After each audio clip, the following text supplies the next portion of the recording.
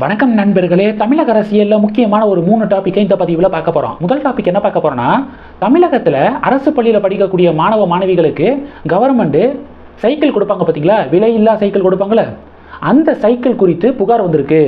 மாணவர்களுக்கு அரசாங்கம் வழங்கிய சைக்கிள் தரமற்ற வகையில் இருக்கிறதாக புகார் வந்திருக்கு. தரமற்ற மிதிவண்டிகளை விற்க வேண்டிய கட்டாயத்தில் மாணவர்கள் இருப்பது அதிர்ச்சி தருகிறது. அதனால் கவர்மெண்ட்டு தரமற்ற சைக்கிளை திரும்ப பெற்று தரமான சைக்கிள் வழங்க அரசாங்கம் சட்டப்படி நடவடிக்கை எடுக்கணும் அப்படின்னு சொல்லிட்டு ஒரு அரசியல் கட்சி தலைவர் டிமாண்டை முன் வச்சிருக்காரு. திமுகவினர், இந்த பாஜகவினருக்கு வேற வேலையே இல்லை, அண்ணாமலைக்கு வேற வேலையே இல்லை, காலையில் தூங்கி எந்திரிச்சோனையே இப்படி ஏதாவது புகாரை முன்வைக்கிறது தான் வேலையா அப்படின்னு திமுகவினர் அவசரப்பட்டு பதிவுகள் போட ஆரம்பிச்சிட்டாங்க. அதன் பிறகு தான் தெரியுது, அது தமிழக பாஜக முன்வைத்த டிமாண்டு கிடையாது. திமுக கூட்டணியில் இருக்கக்கூடிய காங்கிரஸ் கட்சி இருக்காங்க பார்த்தீங்களா, காங்கிரஸ் கட்சியில் முக்கியமான தலைவர் ப. சிதம்பரம் இருக்கார்ல, ப. சிதம்பரம் அவர்கள் முன்வைத்த டிமாண்டு. அவர் தான் சொல்லியிருக்காரு, கவர்மெண்ட் வழங்கின அந்த மிதிவண்டிகள் தரமற்ற வகையில் இருக்கிறதா புகார் வந்திருக்கு. அது தரமற்ற வகையில் இருக்கிறதுனால ஸ்டூடெண்ட்ஸு அந்த சைக்கிளை விற்க வேண்டிய ஒரு சூழலுக்கு தள்ளப்பட்டிருக்காங்க. அதனால் கவர்மெண்ட் தரமான சைக்கிள் கொடுக்க நடவடிக்கை எடுக்கணும் அப்படின்னு ப. சிதம்பரம் அவர்கள் முன் வச்சிருக்காரு.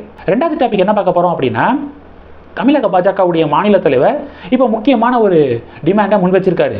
என்ன சொல்லியிருக்காரு தெரியுமா, பாராளுமன்ற தேர்தலில் பாதுகாப்பு பணிகளில் ஈடுபட்ட காவல்துறையினர் இருக்காங்க பார்த்தீங்களா, அவங்களுக்கு பயணப்படி இன்னும் வழங்கப்படலை.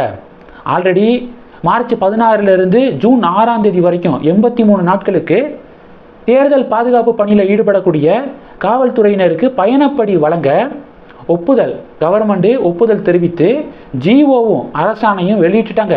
ஆனால் இப்போ வரைக்கும் காவலர்களுக்கு பயணப்படி வழங்கப்படலை. 83 நாட்களுக்கான பயணப்படியை உடனடியாக தமிழக அரசாங்கம் வழங்கணும்.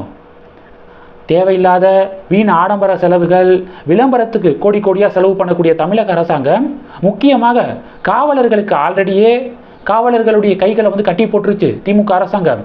அதனால தான் சட்டம் ஒழுங்கு ரொம்ப பாதிக்கப்பட்டிருக்கு. இப்போ பாதுகாப்பு பணியில் ஈடுபட்ட காவலர்களுக்கு பயணப்படி வழங்காமையும் காலம் தாழ்த்துது. இது கண்டிக்கத்தக்கது. உடனடியாக அவங்களுக்கு போய் சேர வேண்டிய பயணப்படியாக வழங்கணும் அப்படின்னு சொல்லிட்டு இப்போ அண்ணாமலை டிமாண்டை முன் வச்சிருக்காரு.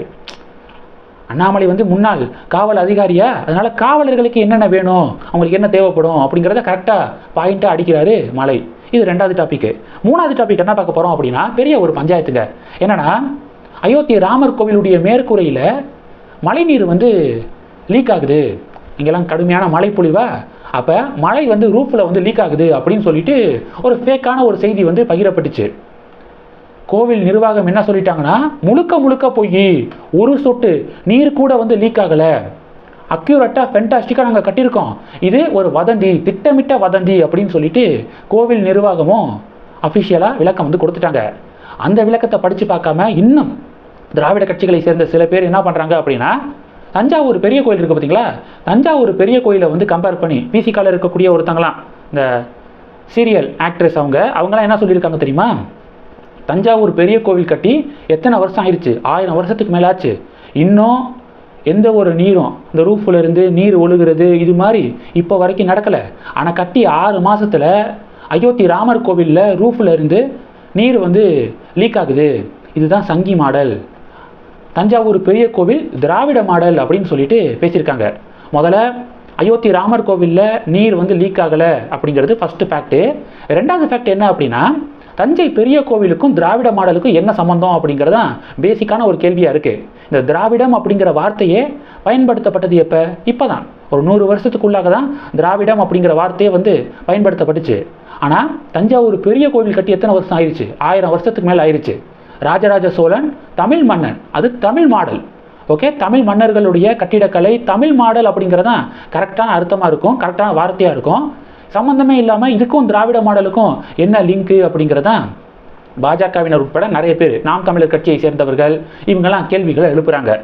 இந்த டாபிக்ஸ் எல்லாத்தையும் பற்றி உங்களுடைய பார்வைகளை மறக்காமல் கமெண்ட் பண்ணுங்கள். இந்த வீடியோ பிடிச்சிருந்துச்சுன்னா லைக் பண்ணுங்கள், ஷேர் பண்ணுங்கள், மறக்காமல் நம்ம சேனலை சப்ஸ்கிரைப் பண்ணுங்கள்.